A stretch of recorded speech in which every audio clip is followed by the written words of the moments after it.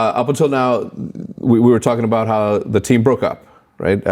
And we bought out all your contracts. What people don't know is that I think Krim bought his own contract.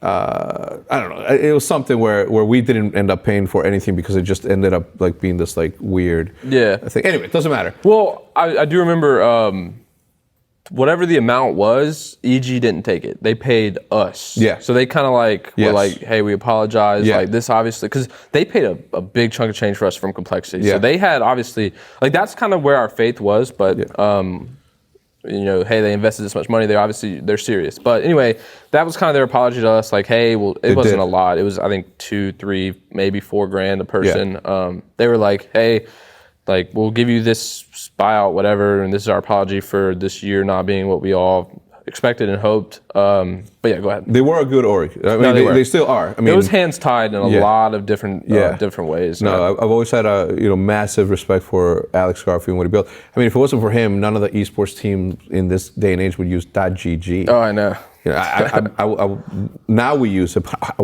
would never. Right. You know, not anything against it. I just not a follower. Not saying that anybody else. It doesn't matter. So. I want to pose this different point of view because up until now, the Green Wall and Optic and everything on Call of Duty, not in a bad way, but you're seen almost as the villain. And when I say not in a bad way, I just say that you're playing the role of the villain in this sort of the Green Wall story, in the Green Wall storyline. But think about everything that's happened to you, right? Yeah. From not doing everything right from a competition standpoint, winning, creating the team that you created, scouting the players that you scouted to be put in a position to that. And all these external factors are sort of putting you in a position to make changes and decisions that you necessarily don't want to do because the formula you've created for yourself is working, clearly. Right.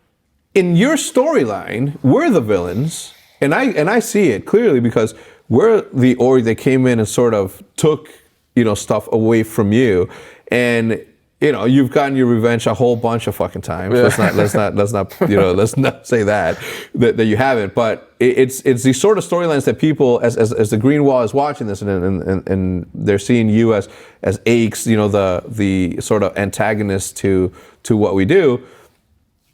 In a different point of view, from your point of view, we're the villains, rightly so, because we're the bigger org that came in and started, using all of our influence to be able to take, to pick apart the team that you created in a sense. And I always wanted to make point of that because, some people take it a little bit too far on fucking social media. Yeah. You know what I'm saying? Like it's okay to not, from a competition standpoint, to not like somebody as you're going into the tournament, but after that, there's no need for the bullshit. You know what I'm saying? I think you catch a lot of flack specifically from the Green Wall in certain situations. Like I think one of the greatest moments, in my opinion, even though it sucked, it hurt, and it was so disappointing to me, and it was one of the toughest things in my career.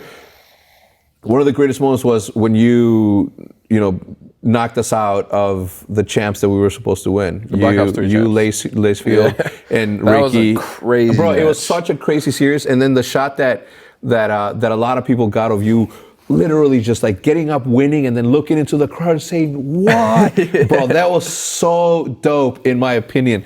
And a lot of people don't know, like, there was a main stage match going on, but everyone had hurtled around. There was people, you literally couldn't walk. No. It was literally packed. It was everyone was watching that match. It was so crazy. And then to lose the way that we lost, or let's rephrase, because it was a different point of view, to win the way that you did, with all these people cheering against you, and you being able to win, turn around and say, what?